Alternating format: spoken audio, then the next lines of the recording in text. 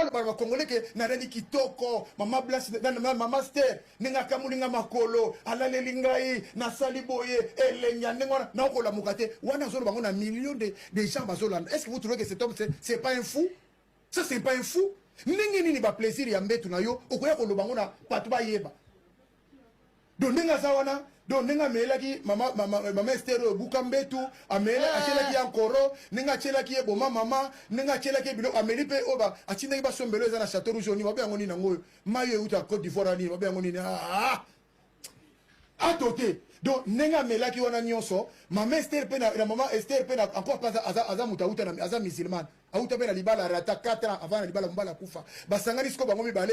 Donc yena 4 ans alakisi tatao ya bololo yo makambo tata na moni o Esther. Donc mama Blanche atikala ko sala ila ngote atikala ko lakisa ya ngote atikala ko donc azo pesa message ba congolais boze lokote boza propreté boza salité boza incapable ko sala oyo malien asalinga yango na ko la mukate. C'est ça son langage. Yo ko comprendre ngote parce que makambo il faut aux ala aigle to aigle pokoma. Donc voilà les mutaboye nebo moni pasteur l'église oh et puis azolo batalo na fundi batu yo ko funda batu yo zanani afundi mais ça asbel même afundi baba TikTok na bite yo zana la place yo za congolais to funda congolais ndeni lui n'est pas congolais yo so bien classé au chona ni naza kuna besoin ngai naza 20 fois pasteur et puis eloko c'est qui singa ya pasteur moko aventuré moko leki la télévision le bio bozo toucher basali na nzambe oh papa makambo tozoloba Shadrach Meshach Abednego ba viva yango moko mbese polaki na ba pasteur lokuta lokola bango ba bebisi mokili mais bato wana misato batikala ki vrai na nzambe na bango et Dieu l'a justifié. Daniel pareil mboka mobimba et kestanga ndi contre mutu pour osala mabe apporter plainte na alors c'est la maman après Daniel lokola zaki na nzamba solo Dieu l'a justifié. Ézéchiel tu as eu un prophète moko boy comme on a oui Ézéchiel ouais un puissant prophète yé batutu balobaki babengi roi na roi okende guerre abengi batutu ba prophète ndeka omona ba vantirenyo papa lukena ba photo na bango so longola mutamande fo saka mwa biyo sikoyo azu ba prophète nyonso atie bango bina okende guerre bango tu basi balobi na ngaki kitoko yo lobini nzambe na lobini tala mutazana ba prophète ya makasi ya lukuta ba isabi yoko ba isi prophète abi yo to ndima ko yo so lobi mabe ko sopa biso to sto le déjà moins 100 000 ya lobi na habité nzamba lobi na ngai ndengo kegero kozonga to okufa ah roi lobi ah bon au moins na lobaki na bino ni bino lobi bi ya lobaka mabe bo tia na prison soki na zongi te botikie mais soki na zongi ngam na obomaye roi zonga te akufa mdali boso na ligne. Cela veut dire la vérité restera toujours la vérité. Donc, Bible et nous ne suivrons jamais la multitude pour donner celui qui a raison tort. Nous ne serons jamais à côté des grands nombres pour réprimander les orphelins, les veuves. Non! Ce sont des bandits mais armés avec la Bible. Pourquoi vous savez pas tout? Bako sakala tena mona ki ser moka bimini susu wana o batona babande ko Marcelo ko bande ko Blanche wazolo ba wana baza ba demi frère na ye tala mutate ya ka Bible mazolo ba demi frère siko yebisa ngai 12 tribus ya Israël baza mama 4 12 omoni 12 tribus donc tout na pasteur pantu 12 tribus ça to benga wana bala ku 12 tenande ke nga mwasi bakalande ko nga mwasi mais 12 wana za mama 4 yango mona ka Joseph na Benjamin baza bana tata na bango ya suka. Mais peki si biso to ba 12 très bien arrêté bongo biso ba demi frère utiwa demi frère za la kate faut conclure na affaire oyo ya pasteur Marcelo ndeko wana oyo bafundi na Afrique du Sud na soutien ya diaspora nyos d'ailleurs Marcelo azali boma yo ko funda tanke et ce qui Bible lobi c'est à moi la vengeance c'est à moi la rétribution. Bible lobi na Exode l'Éternel combattra pour vous et vous garderez le silence. Mais ce que moi muta ko bunda yemo ko c'est kaza dans les faux et puis sur l'église bino zo côté la ngaité ba côté la bandit ba côté la malfaiteur. Ça ne peut pas se passer comme ça. Congolais tellement Congolais zolanda ngai bo fai na l'église wana mingi bo ndenge boteka mapango na bino pona l'église lelo papa lupango zo telengana lelo ndetolo boteka lupango pona l'église papa na bino akufa bo zanga lupango pona pasteur oyebi libala no ndenge okufa oyebi ndenge ba pasteur basali biso na molimo lukuta molimo lukuta wana mais lelo botelema to benga na bato soki to kangaki ba musicien 15 ans bato ba koza la même 20 ans ba kozonga na nzela et c'est facile na ndenge ba combattant baza déterminé boy c'est facile maman ça c'est un fou et puis maman ndimeka za mutaliboma siko na comprendre kate mogisho étranger soki ba kangié on aza mutana bela kaliboma yé étranger soko kangié na bela kaliboma rominige ndenge mais finalement ba étranger on va kosanga na biso pona nini maman il faut vous avoir un respect à ba congolais batebele ba komi na mbongo lelo obi maman c'est tout ça no calcul ngana yo bato bazana régime ba edengai na église à Marcelo azana ba pauvre to chaka lokola 100 personnes soki ba pesa ka 10 euros ko pesa combien 100 personnes ah beta 10 000 zela yo ça sanga suba calcul ça doit calcul wana ba pauvre maman ndunda to azana besoin wa ministre te ba maman ndunda ka so baza 100 ba pesa ke 1000 euros soko opesi yango siko fois une semaine obeti yango fois un mois obeti yango fois une année Marcelo azana combien place olana ngana ndako akofinga bino te ndengeni parce que azo sala te afa ina zongo na ka mbongo zo koelewa mandunda yango na to finga bango saka mwa bio yo ko finga bako iko bana ndengeni yo ko no finga ba congolais yo za congolais te c'est pas normal. Pourquoi tu as dit que bateau est boyé? Tu fais dans 18 ans na Kabila à mon eli ba congolais na forme nyonso les loli sur to suba papa pasteur ah bon moi si na yeba tu ba lobate version 4 yo mutu moko yo ba lobate po yo zanani tu es qui dit nous tu es zanani et puis ensuite la Bible l'appelle le bien juger point mais juger makasi autant la Bible ma peut-être nyonso nzambe mutayebi po Bible autant la Bible côté ba la kisa yo kasi côté ba tanga ba Bible lobi les vrais jugements commenceront par la maison de l'Éternel. Bible lobby, Timothée lobby, c'est lui qui pêche, reprend les devants tous, afin que les autres éprouvent la crainte. On a Bible était, toka ta papier on a. Batangi sarabino mabe. Yo, na pasteur panzu na bobo mayo pasteur le couteau. Yo, le pasteur panzu. Non, mais parce que ma la montagne de la prière calme toboy. Le jugement commencera par la maison de l'Éternel. Et puis ba pasteur on bazanga na ba unité. Yoka pasteur Mobimba, azura makamu, ozomona mina le kuta dans tous les lignes. Voilà. Au monde Nzambe, hein. Obi kenga sekisaranga. Nzambe abengi Saül. Aïsi Saül alobi Paul, il faut comme un serviteur nangai. Nzamba bimelie. Pongande bazola nanga ndako bozo nga lokola punda bala mazoloba. Bozo nga lokola soso. Soso tanga zako lo bato mone ka soso azo déranger. Kaka Pierre nda comprendre kike liloba Nzambe kokisami. Attention, ça c'est la troisième fois. Maman punda wana tangu bakute na ndeko nanga pote na Paul oyebi ke nzambe abomi emiso nzambe na bomote na bisi ye moko ayebisa Paul alobi Paul kende kuna omona mutu moko mona Ananias ayibiso Ananias mutu moko oya akomona Paul. Voilà la communication de Dieu. Oya biso ezakaka nzambe alakisinga j'ai vu un songe l'Éternel m'a parlé ba pasteur ba semer de troubles ba saka na place akomona bango te ba prophète ya balabala bazanga place akomona bango Elias akofana na Carmel na Mont Carmel Moïse akena okutana na Moré bazako lobokola ba bango baza na place to mona ka ba bimaka ko tcha ba semer de troubles et ça association mais ndenge ni pasteur et ça association ndenge ni bandimi ya partout saka o ezala batebelensi bostra ba meko bokoti dimanche na église na kati église wana pasteur alobi obokende na secours populaire so bosia boko luka biloko wana OK baza na même statut na bango ndenge secours populaire mona ka wana ba resto di kere za ba association ndenge ni biloko za na bango association bozwa ka 10 na bango bozwa ko franc na bango musala na suka nango soko lingo mona ye il faut zwa rendez-vous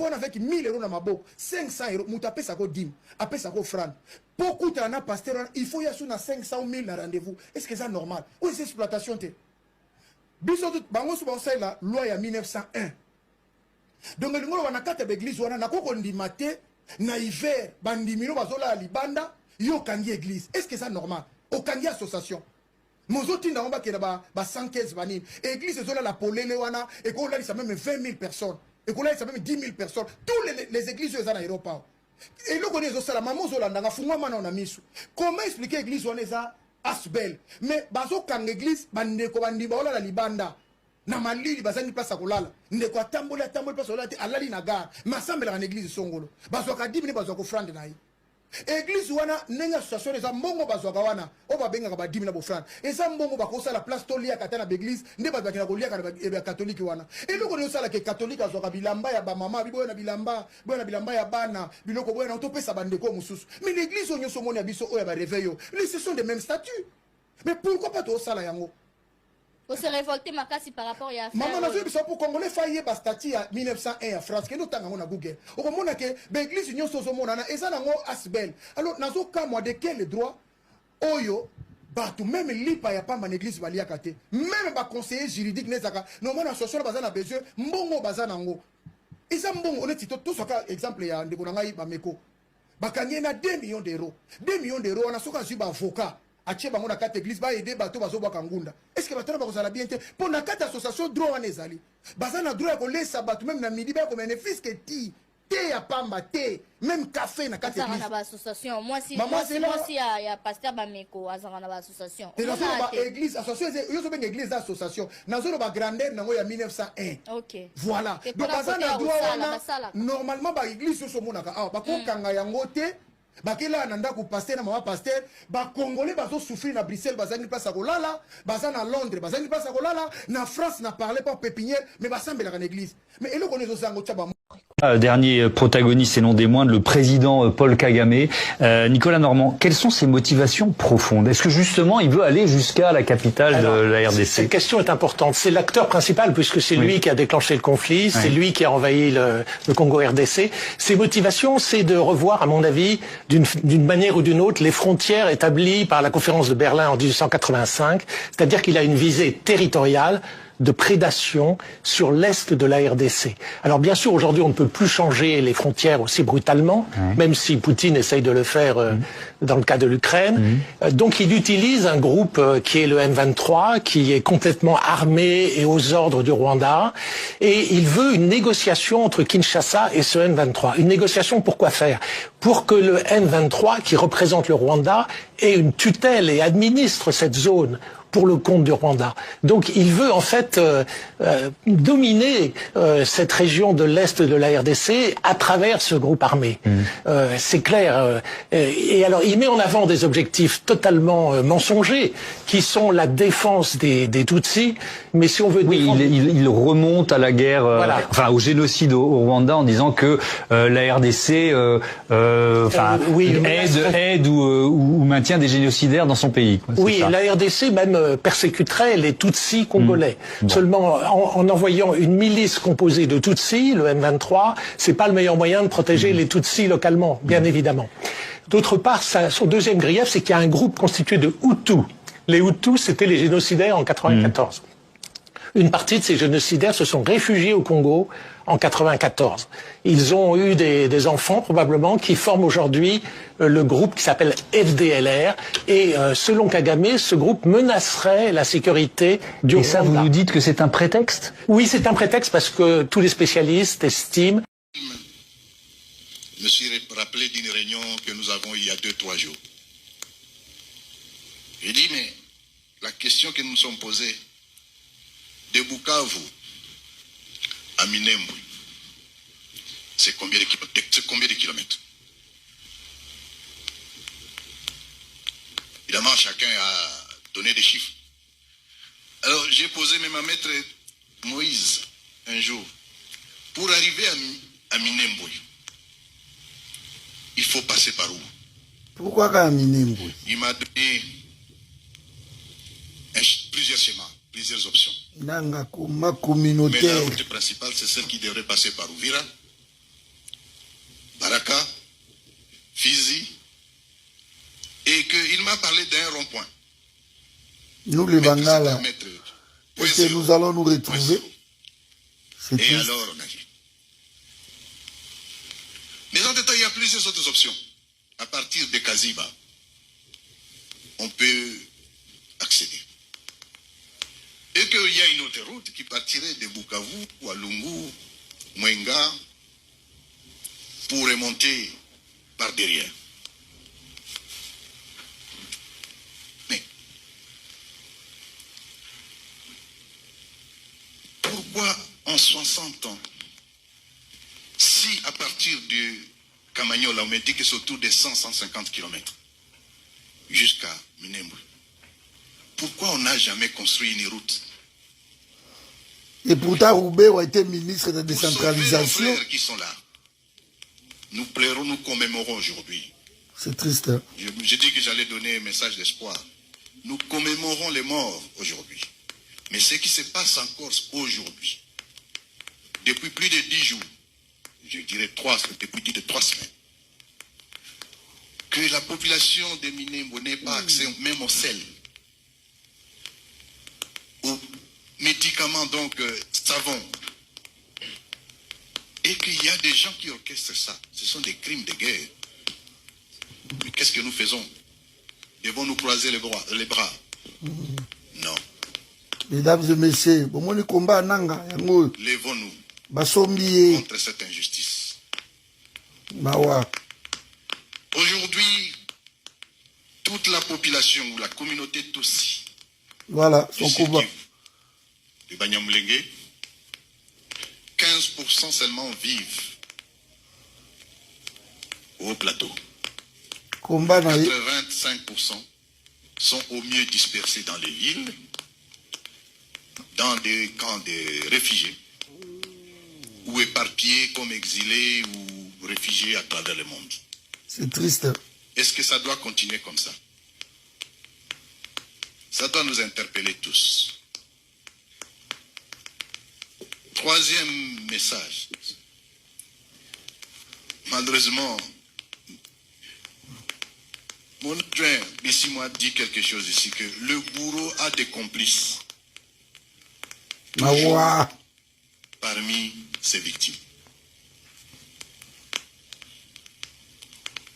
Commençons par nous unir, nous les Tutsis, devant une question existentielle. Pourquoi devrions-nous avoir des divisions entre nous? C'est une interpellation. Mesdames et messieurs, voici le combat de Nanga. Et tout ça. Extrapolons les Baswahili. Les Baswahili. Pourquoi vous laissez-vous manipuler? N'importe quoi, On franchement. parle aujourd'hui des Wazalendo. Il n'y a aucun Muzalendo Mungala. Il n'y a aucun Muzalendo Mukongo. Il n'y a aucun Muzalendo Muluba.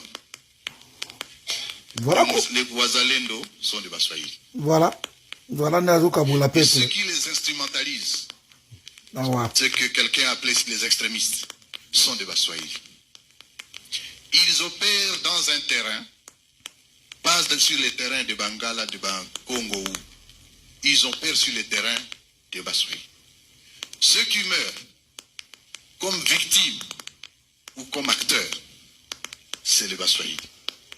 Alors, que faisons-nous? Vous qui soutenez Corneille Nanga, vous voyez son combat? Le combat de Corneille Nanga. Il a complètement été acheté Ma chapelle, c'est le Congo. par une cause Tutsi, une cause rwandophone. Probablement, je vais terminer pour vous dire le vivre ensemble. Ils nous ont tués, ils nous ont manipulés. Le Congo nous appartient et il appartient à nous tous. Et je voudrais ici, au nom de mes collègues, de l'autorité que nous gérons là, c'est vous dire